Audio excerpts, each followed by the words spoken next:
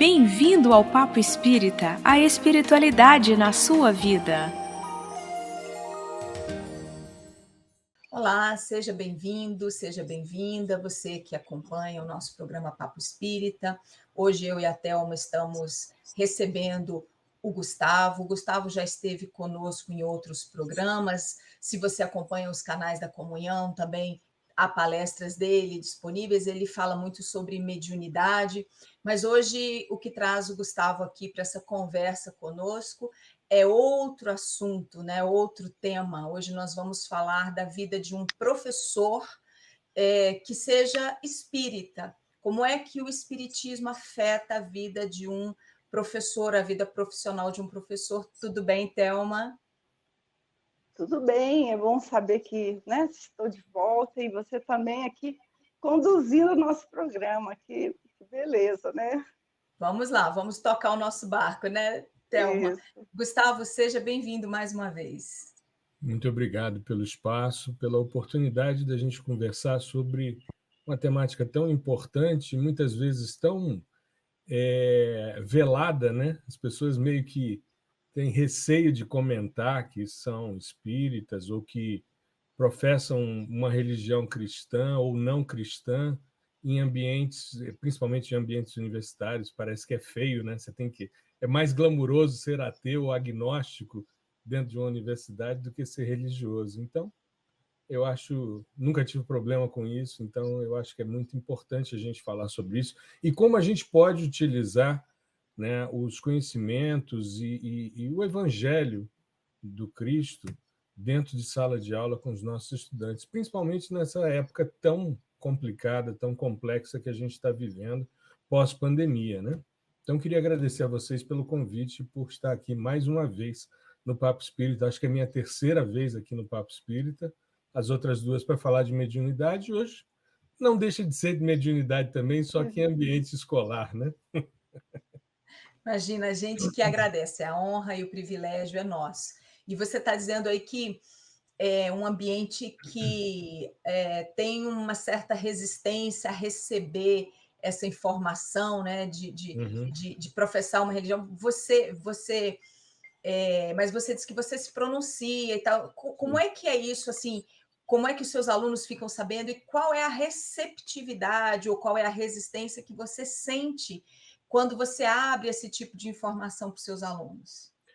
Bom, você não chega normalmente em sala de aula, bom dia, meu nome é Gustavo, eu vou dar aula sobre tal assunto, eu sou espírita. Não, você não faz isso, né? Mas você, normalmente, a sua conduta, a maneira como você se preocupa, como você olha para o estudante, como você acolhe, como você conversa com ele, permite que ele perceba uma certa abertura para chegar até você. E isso é uma coisa que, pelo menos comigo, desde que eu comecei a dar aula, eu já tenho mais de 30 anos de sala de aula, né? Estou caminhando para o fim da carreira, eu acho que mais uns 10, 11 anos aí eu encerro, mas eu, desde o início, a minha sala nunca foi um ambiente para as pessoas tirarem dúvidas sobre conhecimento, mas Gustavo, sim para deixa eu fazer fazer... um parêntese na sua fala, porque Claro, eu não expliquei, né, para o pessoal que está nos assistindo, que você é um professor universitário. Você não é um sim, professor de ensino fundamental, nem de ensino médio. Você é um professor do Instituto de Geociências da Universidade de Brasília. Então, o seu isso, contato são com jovens um pouco mais velhos ou adolescentes mais velhos. Você trabalha com isso. alunos de graduação e pós-graduação, não é isso? Exato. Mas já fui professor de ensino médio, de ensino fundamental também e de curso pré-vestibular. Então, ao longo da minha carreira, esse espaço sempre foi preenchido, né, com pessoas que me procuravam para fazer atendimento fraterno. Na verdade, o que eu fazia em sala de aula era lecionar, e o ambiente da minha sala, do meu gabinete, sempre foi um ambiente de atendimento fraterno, né? É claro que quando você recebe estudantes, tem uma série de questões. Eu fui atendente fraterno na Comunhão também muitos anos, então eu usava a mesma prática, ou seja, nunca menor de idade vinha sozinho, mas quando vinha, porta aberta, sempre chamava alguém quando tinha alguma questão mais complexa e tal, porque a gente não sabe como é que vai né, responder o que pode desdobrar de uma questão como essa. Mas sempre foi um ambiente em que as pessoas me procuravam para trazer os seus dramas, as suas questões mais íntimas, muitas vezes, né? Eu me recordo, quando eu dava aula no ensino fundamental, eu vivi uma situação que foi uma das mais complicadas, a primeira grande situação complicada que eu vivi, e que, nessa época, eu ainda não era espírita, eu era católico, de origem, sempre tive uma religiosidade muito forte. Depois, ao longo do convívio com os espíritos, eu fui entendendo o porquê dessa minha relação tão forte com a religiosidade, com a espiritualidade. Mas eu tive uma estudante que, na minha aula, ela estava assistindo minha aula, isso eram 7 e pouco da manhã, e a coordenadora me chamou porque o pai havia deixado ela e 2 irmãos na escola, tinha voltado em casa, matou a mãe e se matou. E aí era um drama horroroso. A menina, aluna do último ano do ensino fundamental, ela estava em sala, e a coordenadora me chamou e disse: você tem que dar a notícia. Eu falei: eu não tenho preparação. Eu tinha por volta de 18 para 20 anos, não mais do que isso. Eu disse a ela: olha, eu sou geógrafo de formação, eu não tenho formação nenhuma para chegar para essa menina e dizer: querida, vem cá, preciso conversar com você, aconteceu uma desgraça na sua vida. Enfim, eu chamei, falei: olha, a coordenação está te chamando, precisa conversar com você. Eu sabia o que era, né? E logo que ela saiu, eu chamei a turma e disse: gente, é o seguinte, isso era um colégio leigo. Eu disse para eles: olha, eu não sei se vocês professam alguma religião, nada disso, mas aconteceu uma coisa muito complicada, que eu não sei detalhes, porque aí você também tira a curiosidade da meninada, né? Eu disse: vamos só rezar um Pai Nosso aqui em silêncio, todos nós, porque a amiga de vocês vai precisar. Aí os meninos fizeram a prece e tal. Depois muitos vieram conversar comigo: professor, você é de religião? Você acredita nisso e tal? Eu falei: sim, acredito, isso para mim é muito importante na minha vida e tal. A menina nunca mais olhou na minha cara, ela inclusive foi vizinha minha quando eu casei, ela morava no prédio na frente, e ela cruzava comigo de vez em quando. Ela não tinha coragem de olhar para mim, porque toda vez que ela olhava para mim, ela se lembrava que eu fui o professor que chamou para dar a pior notícia da história dela, né? E aí você tem que se manter, de certa forma, equilibrado também, porque você tem que continuar. Você tem mais 50 meninos ali e você tem que continuar com eles. Naquela época as turmas eram grandes, e você tem que continuar com eles e vida que segue, né? Mas sempre foi um espaço assim. Então, as pessoas vão percebendo pela sua conduta. Você muitas vezes cita exemplos de família, então você fala da sua esposa, você fala dos seus filhos. Eles percebem que essa noção é algo que traz a eles algum tipo de identidade. E uma outra coisa que eu acho que é importante e que a gente desenvolve e que precisa desenvolver é olhar e observar os nossos estudantes. Semana retrasada, eu entrei numa turma na graduação e tinha uma estudante que saiu e voltou com os olhos cheios d'água. Eu estava falando sobre classificação de imagens de satélite, que é a minha área de pesquisa. E aí, de repente, eu olho e vejo, bom, a menina está ali, né, cabeça baixa e tal, chegou com os olhos vermelhos, né, lacrimejando e tal. Fiquei de olho. Daqui a pouco ela pegou as coisas e foi embora. Na semana seguinte, isso foi há 2 semanas atrás, na semana seguinte, ela vem chegando, eu estou saindo do banheiro para ir para a sala, eu virei para ela e falei: você está bem? Ela disse: por quê? Eu falei: porque eu fiquei muito preocupado, você voltou para a sala chorando e depois você saiu. E eu não tive como ir atrás de você, e eu não queria também despertar o interesse dos seus colegas, não quero saber se você está bem. E ela me disse: professor, estou passando por um drama familiar muito sério e tal, não sei o que. Ela conversou um monte. E tudo bem, aí entrou em sala, assistiu a aula toda e tal. Quando ela foi saindo, ela disse: professor, muito obrigado. Então, assim, o fato de você observar os estudantes já faz com que você exerça. Você não precisa ficar fazendo proselitismo religioso, você não precisa pregar nada, né? Você simplesmente chega e fala: eu estou percebendo que você não está bem, eu me solidarizo com a sua dor. Como é que eu posso te ajudar? Tem alguma coisa que eu possa fazer por você? Né? E E isso é fundamental, porque a gente está vivendo um momento muito complicado. Isso antes da pandemia. Antes da pandemia, a gente já tinha um problema muito sério. É muito comum hoje, principalmente na pós-graduação, que é um dos momentos mais complicados da vida do estudante.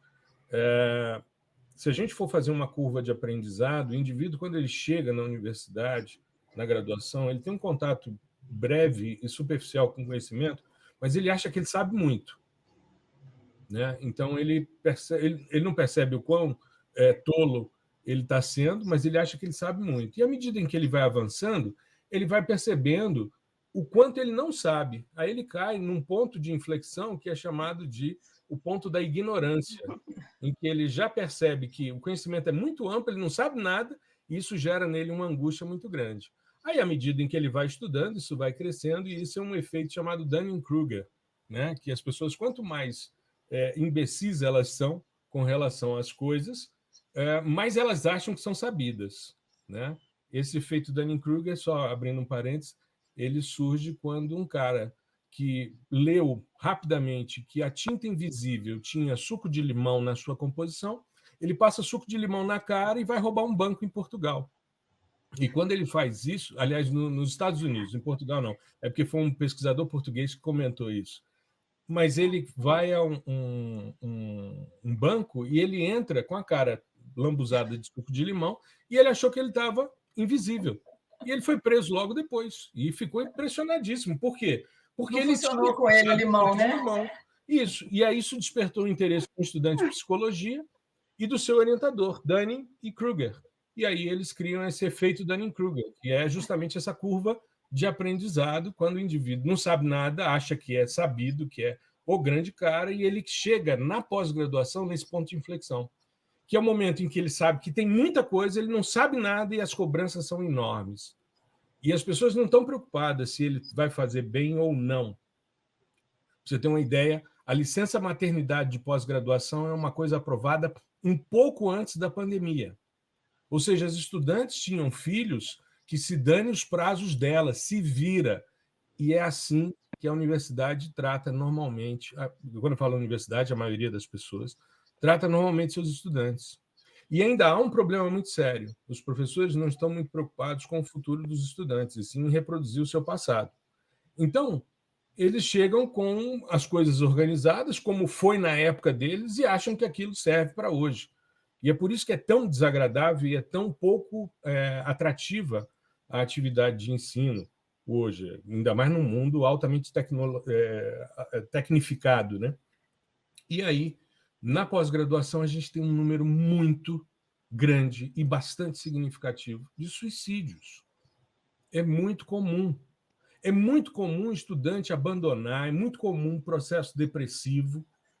E aí o estudante vira para você angustiado. Mas e os meus prazos? Eu digo que se danem os prazos.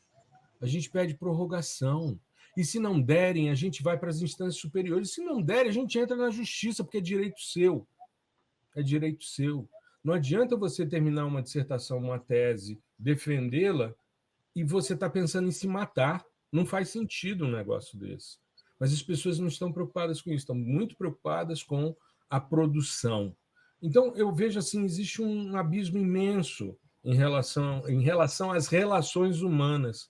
E o fato de ser alguém que tem uma religiosidade, eu não digo nem espírita, pode ser evangélico, pode ser católico, pode ser judeu, pode ser umbandista, pode ser candomblessista, o que for, desde que você tenha o ser humano como seu foco principal. Aí você olha diferente, aí as pessoas vêm conversar com você. Agora, tem um ponto que eu acho que é interessante a gente pensar, que é ser professor, ser cristão ou religioso de alguma forma, e ainda ser médium. Aí entra um outro componente que é mais complexo ainda nessas relações. Mas aí eu deixo por conta de vocês. Então, eu só queria aproveitar... Fala, pode falar. Tá. Eu queria aproveitar, estava vendo o que você colocou, eu achei importante, assim, mesmo você, na época que estava como católico, né? Mas você não deixou de ser cristão. Não dá para ser isso diferente, que traz né? não dá para ser diferente. Então, você já tem essa bagagem nata em você. Uhum. Então, é muito mais fácil para o atendente fraterno, como profissional, ele conduzir, né, essa jornada profissional lidando com as pessoas, e principalmente o professor, porque o professor tem um papel de líder, né? Uhum. Então, e você conduziu, você fazendo a sua história, você conduziu de uma forma, a abordagem, né? Foi assim, se colocando num lugar, Uhum. olhando para a pessoa como ser humano. Uhum. Então, é uma abordagem humana, né? Então, Exato. isso é o verdadeiro atendente fraterno, seja ele em qualquer lugar. Isso que me Com tocou certeza. bastante, né? Thelma, a gente vê que, porque isso que você colocou, você pontuou muito bem, além desse exemplo que o Gustavo deu, ele trouxe mais dois, né? Ele falou da aluna que entra na sala e sai da sala com os olhos lacrimejantes, e na outra semana ele aborda e diz: está tudo bem, você saiu assim assado, né? E ele falou de uma outra coisa também. As universidades precisam trabalhar com prazos, e são prazos estabelecidos por lei. Uhum. E que, então, você às vezes tem um estudante que tem um prazo legal para cumprir, mas ele começa a experimentar um estado depressivo, alguma doença, alguma coisa. Ele falou das estudantes que tinham seus bebês e não havia uma proteção legal para que elas pudessem exercer aquele tempo de maternidade, naquele Uhum. cuidado inicial. Então, a própria fala do Gustavo, né, Thelma, a partir do que você comentou, já deixa a gente perceber, e eu acho que isso transcende o espiritismo, porque isso que ele está nos contando e que você pontuou vai no cerne da mensagem evangélica, né? O evangelho de Jesus é esse evangelho do cuidado, é esse olhar para o outro e cuidar do outro. E aí você lembrou bem, essa postura dentro do espiritismo é a postura de um atendente fraterno, vamos dizer assim, a função primordial de um atendente fraterno. Mas Uhum. quando a gente vai compreendendo essa mensagem do evangelho e ela vai regendo os nossos esforços de vida, essa postura vaza e você carrega para onde você vai, né, Thelma? Então a gente percebe ali no exercício do convívio com os alunos no lugar do professor, a gente percebe o evangelho produzindo algum efeito, né? Exato. E Exato. aí, porque tem uma questão, Gustavo, que é a seguinte: como é que você acha que assim é mais difícil para alguém que tenha esse olhar humanizado e que tenha essa preocupação com o outro? Como é que você concilia isso com a necessidade de cumprir prazos para a entrega dos trabalhos, a prioridade do conhecimento que você precisa ensinar? Porque, afinal de contas, esses jovens estão numa universidade, eles não estão num Sim. centro social de convivência, eles não estão numa instituição de acolhimento emocional, afetivo, não é nada disso, eles estão lá para Uhum. aprender, né? Eles estão em Uhum. busca dos conhecimentos que vão construir a carreira deles. Então, essa é a função primordial do professor. É Sim. essa instrução que Uhum. pode ser dada de forma muito, muito objetiva, muito fria, mas como é que você acha que dá, como é que você concilia, se é um problema, se não é um problema, ter essa preocupação atrapalha, ajuda, interfere nesse ofício de ensinar? Não, eu vejo assim, primeiro, eu trabalho com uma área que é bastante complexa, né? Eu trabalho dentro de uma perspectiva em que os conhecimentos físicos, matemáticos, estatísticos, eles são exigidos de um público que não tem uma bagagem muito sólida nessa área. Então, eu vou muito no que eles estudaram no ensino médio, que também não perceberam a importância daquilo, porque as coisas são ensinadas de forma estanque, então as pessoas não veem a aplicabilidade do que aprendem, né? Então, eu preciso resgatar essas questões. Então, eu estou trabalhando com coisas que têm um nível de complexidade, com um curso noturno, ainda tem essa, e eu dou aula sexta-feira à noite. que é o momento mais complicado. É o dia da semana, os caras já tiveram aula, já trabalharam a semana toda, estão cansados e tal, e de repente você vai entrar com equações que explicam leis universais. Não dá, não dá. Então, eu já percebi o seguinte: o rigor matemático, estatístico, ele tem que ser minimizado, não ser esquecido, mas ele tem que ser traduzido para algo que seja palatável. Então, as coisas têm que ser agradáveis, eles têm que entender pelo dia a dia deles, ou seja, eles entenderem por que de repente, esse fundo que tem aqui no nosso slide é azul. Né? Eu pego, inclusive, uma cadeira azul que tem na sala, boto em cima da mesa, acendo a luz, apago a luz, e vou fazendo um monte de estripulias para que eles entendam a relação da radiação eletromagnética, por exemplo.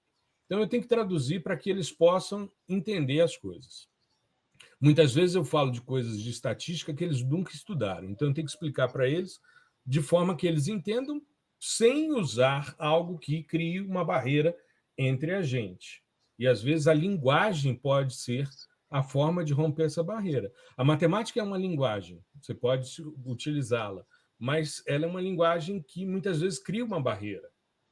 As pessoas já foram criadas de forma a perceber que isso não é para você. Isso não é para você. Você não foi escolhido por Deus para conhecer, para entender esse conhecimento. Então, não é para você, e eu tento romper isso. Então, eu trato a sala de aula como um ambiente agradável, como um ambiente em que eu conto histórias. Eu sou um contador de histórias. Eu fui percebendo, à medida em que fui me tornando jovem há mais tempo, eu fui percebendo que eu tinha muita coisa que eu podia usar das minhas vivências e tal, como estou fazendo aqui, trazendo um monte de exemplos, né, para elucidar as coisas. Então, eu já rompo essa barreira que existe. Trato todos com distinção, com educação. Nessa área e em várias áreas do conhecimento, eles têm uma coisa assim: professor, eu tenho uma pergunta, mas é uma pergunta boba. E eu digo sempre, bobo é quem não pergunta. Não existe pergunta boba. Existe bobo que não pergunta. E aí eles vão se libertando. Às vezes tem uns caras mais fechados, as meninas mais retraídas. Você chega, conversa, tira dúvida, enaltece a pergunta do cara, e aí você vai conduzindo de forma a que ele participe do processo. O que é um processo de construção dele? Aquilo, para mim, eu já vi, está tudo certo. E vejo todo semestre. Ainda tem essa, né? É semestral. Então, a cada 6 meses, eu estou vendo tudo de novo. E faço isso há anos, enfim. Mas toda aula eu fico pensando, como é que eu posso explicar isso de forma melhor? Se, de repente, há um gargalo, será que se eu fizer uma figura assim e explicar dessa maneira, ou usar um vídeo, algo, ou seja, eu estou sempre buscando uma forma. Isso quebra barreiras com eles. E eu acho que o fato de eu sempre que eu coloco, depois que eu dou uma parte teórica maior, eu coloco eles para apresentarem os resultados deles. E eu acho muita graça quando as coisas são meio absurdas ou quando o resultado é horroroso. Aí eu entro, eu já faço piada do negócio sem expor o cara, ou seja, eu não brinco dele, né? Eu brinco com ele, da situação, para que ele aprenda e enalteço as coisas legais. E com isso se torna um ambiente leve. As pessoas riem. As pessoas são capazes de ficar de 7 da noite às 10h30 numa sala de aula produzindo, e mesmo cansadas, elas saem felizes. E não deixam... O meu grau de abandono durante a pandemia foi mínimo. Mínimo. Eu tive muito êxito, assim como tive, porque no virtual já estou há muito tempo, como tive também no presencial, né? Agora, eu vejo que pós-pandemia está mais difícil eles assistirem aula. Então, é um processo de reaprendizado de estar em sala de aula. Mas a gente rompe essa barreira e, com isso, eles vão sentindo a aproximação. É muito comum, depois de 1 ou 2 aulas, os alunos me procurarem para se colocar à disposição para fazer PIBIC, para participar de algum grupo de pesquisa. Eu tenho aluno de graduação que eu boto para assistir as aulas da pós-graduação, porque eu falo, olha, isso vai ser importante para você, então, se você quiser, eu vou dar uma aula na pós tal dia. Mas eu não conheço isso. Eu falei, se vira, você vem, eu vou te explicar, e eles se apropriam disso. Então, eu faço muito esse link com os alunos. Aqueles que querem. Os que não querem, paciência. Tudo bem também, né? eu também não fico naquela de eu tenho que punir os caras. Não, eu acho que o mercado cuida deles. Eu faço a minha parte. Eu tenho vários que chegam depois para mim e dizem: nossa, agora que eu estou no mercado, eu vejo quão foi importante ter tido aula com você, mas eu não aproveitei tanto. Eu falei: agora você se vira. Agora você tem que correr atrás, porque quando você tinha oportunidade, você não aproveitou do jeito que devia. Então, é por sua conta. Então, é sempre uma relação leve, é sempre uma relação legal, tranquila, que é uma coisa que você aprende também quando você sai dessa curva de aprendizado de como dar aula, né? Que é para Não, tudo. Gustavo, eu acho assim, você falou é sempre leve, mas, Thelma, vamos combinar? Não é sempre leve, tem tudo para ser pesado e difícil.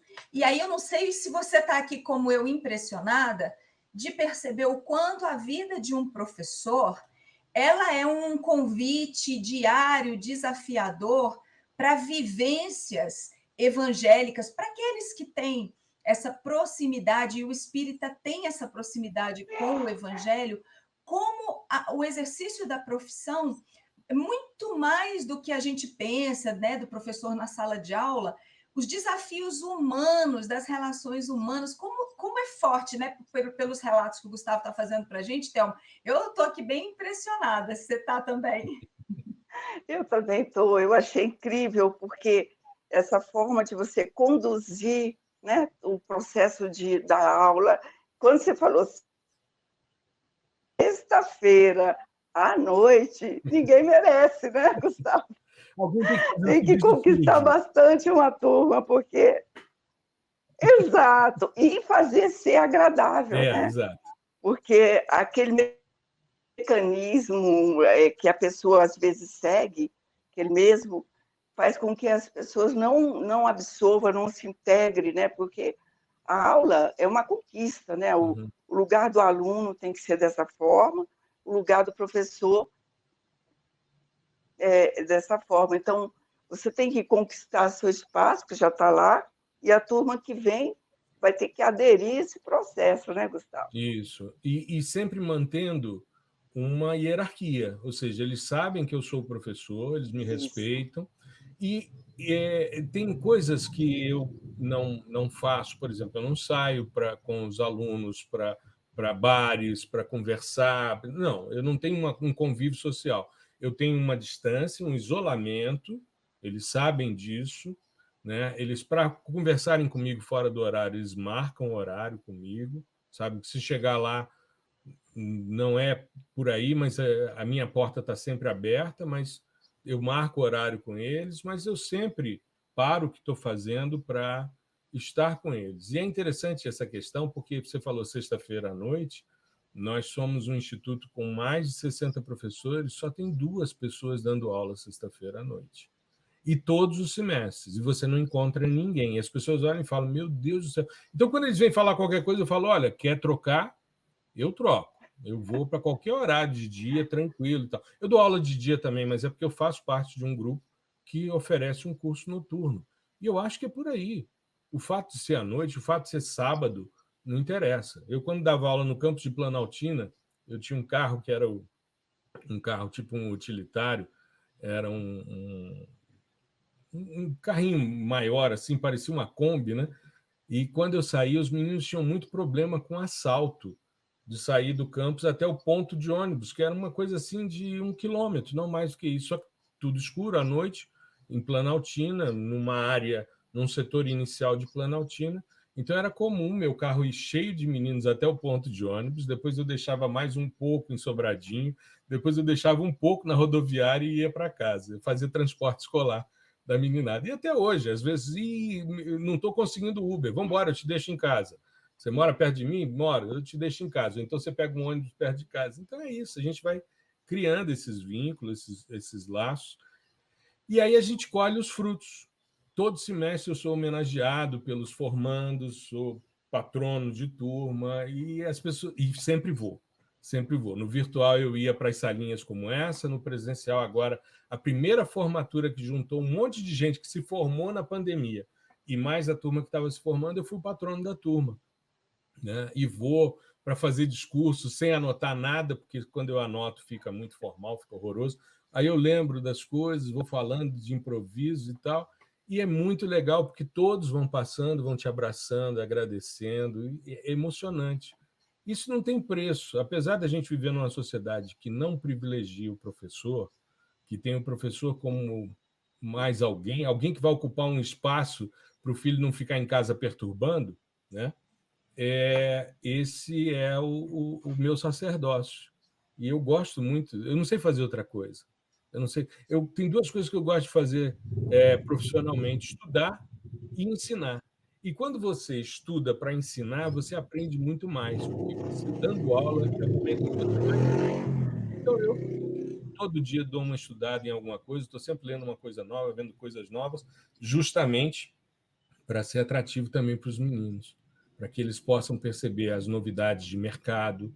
E é por isso, e por outros, que saiu uma pesquisa recente no curso que eu dou aula, que é o curso de Ciências Ambientais da universidade, e entre todos os cursos da universidade, ele foi considerado pelos empregadores o curso com a melhor relação com o mercado de trabalho da Universidade de Brasília. Então, eu fico muito emocionado quando eu vejo esses resultados acontecendo. Outro dia eu ouvi um negócio, não é falsa modéstia, não, mas eu fiquei muito sensibilizado. Uma aluna minha virou e disse: professor, eu vim fazer sua matéria, eu tinha que fazer uma matéria optativa. Eu escolhi a sua por um motivo. Eu fui fazer uma seleção de emprego e um dos pré-requisitos que a coordenadora colocou foi: você precisa ter tido aula com o professor Gustavo Batista. Aí eu falei: poxa, se eu virei pré-requisito para... E aí ela foi fazer a disciplina, ela disse: eu não tinha tido aula com você e eu não consegui a vaga, porque eu não tinha sido sua aluna. Eu falei: eu não vou passar mais por isso, então eu vou ter aula com você. Se isso acontece, se isso vira uma condição, eu fico muito emocionado. Significa que eu estou no caminho certo, ou pelo menos acho que estou. Gustavo, a gente observa pela sua fala que bom, pelo menos, Thelma, isso foi o que ficou para mim, o que me deu a entender, que a questão não é ser espírita ou ser cristão. O espiritismo entra na nossa vida com os princípios evangélicos para nortear a nossa conduta e dizer para a gente como é que a gente tem que viver as nossas relações humanas e como que a gente deve fazer as nossas escolhas, considerando sempre que nós não somos sozinhos, né? Não somos seres sozinhos. Então, o evangelho nos diz isso e o espiritismo reforça isso.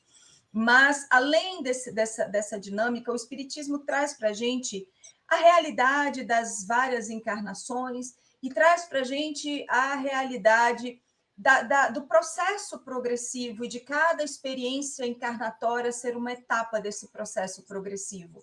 E isso é informação suficiente para a gente se nortear na vida com uma preocupação que vá além de a gente exercer uma profissão com competência, principalmente para um professor que lida com pessoas, com seres humanos.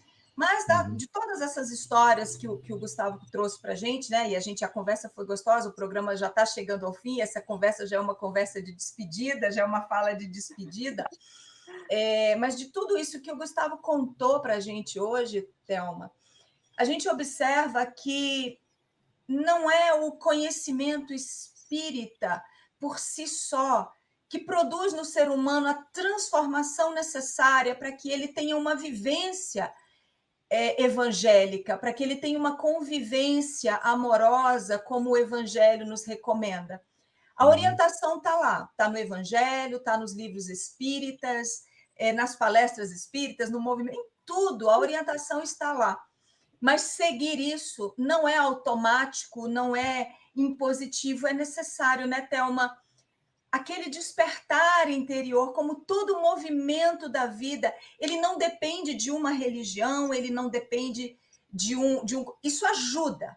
É fácil, teria que ser mais fácil a gente sabendo, olha, esse caminho aqui é bom, nesse caminho você vai ser mais leve, vai ser melhor. Mas a gente segue se quiser. O fato de saber, o que eu quero dizer, o fato de saber não transforma quem a gente é, né, Thelma? A gente percebe pela fala do Gustavo esse compromisso mais profundo que o ser humano precisa fazer com a vida, né? Exatamente. E você estava falando, e o que o Gustavo também abordou, me reporta ao o nosso Evangelho, Sedes Perfeitos, né? É o capítulo 17, que aqui fala, quem quiser depois dar uma olhada, que é no parágrafo 18, não, 17 e 18, que fala que na hora que a pessoa está numa condição social, estou falando uma paralela, uma analogia ao professor, que ele está no nível de professor, que ele tem que ter aquela hierarquia, ele tem que se dar respeito, né, para poder conduzir todos, tem que olhar todos com humanidade, que são irmãos que a gente tem que ajudar e que tem que, como o Gustavo mesmo falou, tem que ter aquele distanciamento para não misturar as coisas, né? Porque eu vejo muito no início da escola, o nosso erro aqui no Brasil foi começar a chamar o professor de tio, porque gera uma aproximação que não é tio. Você é professor, você é mestre, você tem que ter respeito e hierarquia. Então, isso faz com que quebre. Isso é, assim, vamos dizer, a obrigação do professor no Seres Perfeito. E a obrigação do aluno, que é no contexto de subordinação, né? Ele tem que saber o papel dele, que ele não sabe nada, né? Só sei que não sei, e isso é importante, você estar inserido em você, e a condição de aprendiz, né? Essa questão de ser humilde, da humildade. Então, assim, esses papéis que a gente tem que vivenciar, e você, Gustavo, trouxe muito bem na condição como espírita, professor e médio, e, né, porque toda essa coisa intrínseca, né, em nós, né, transcende, como a Lu tão bem colocou, é tão importante, porque aqueles que são tocados, de alguma maneira, vão ser pessoas melhores, né, Gustavo? Essa questão do tio, eu acho engraçado, eu até dei uma risada quando você falou. Eu me lembro, eu dava aula entrei uma vez numa turma de início de ensino fundamental, acho que era a 5ª série. Hoje mudou, não sei mais o que significa o quê, mas enfim, eram meninos pequenos. Aí eu entrei, aí o menino virou para mim e disse: tio, eu falei, cara, eu não sou irmão nem de seu pai, nem de sua mãe, eu sou seu professor. Ele olhou para mim com a cara assim, né? E aí ficou aquela história, ficou todo mundo assim, não pode chamar ele de tio, não pode, não pode. Eu falei, claro que não, eu sou seu professor, não sou irmão nem de seu pai, nem de sua mãe. Eles morriam de rir. E Eles não achavam precisa graça. chamar de tio para estar tão próximo, né? A gente viu, Exato, pelo que o exato. Gustavo contou, que ele colocou essa distância, mas não tem, talvez, um professor mais próximo. Olha, Gustavo, a conversa foi muito agradável, foi elucidativa. A gente quer muito te agradecer a participação. A gente, de coração, espera que nossa conversa, né, a edição de hoje do nosso programa, possa inspirar as pessoas nas suas profissões, porque qualquer profissão vai levar a um contato com pessoas, colegas de trabalho, clientes, né? O público em geral. Então, a nossa vida ela é entremeada da convivência e o evangelho acontece na convivência, né? O evangelho não é uma vivência solitária, não é uma caminhada isolada, ele acontece porque o amor ele só acontece no múltiplo, eu e o outro, né? Então, a sua fala e a forma leve como você trouxe tudo isso mostra que, havendo esse compromisso interno, a gente consegue adaptar, a gente consegue ajustar, a gente consegue flexibilizar, sem perder de vista a nossa função profissional primordial, né? Sem perder isso de vista. Então, eu queria muito agradecer a sua presença, queria agradecer também a Thelma, a presença e essa parceria, esse apoio gostoso. Nós esperamos que, então, você que nos assistiu tenha encontrado aí material para reflexão, para inspiração para a sua vida. E, por hoje, nós vamos ficar por aqui. Nos vemos no próximo programa. Um grande abraço. Thelma, Gustavo, um beijo grande. Muito obrigada pela presença e a colaboração de vocês. Obrigado eu pela Nada, oportunidade. dê o seu like, né? Isso, dá like dê o lá. like. Isso, Se dê o inscreva like no lá. canal. Se inscreva no canal. Inscreva no canal. Isso mesmo, gente. Obrigada. Um beijo grande. Tchau, queridos. Beijo Tchau, tchau. grande.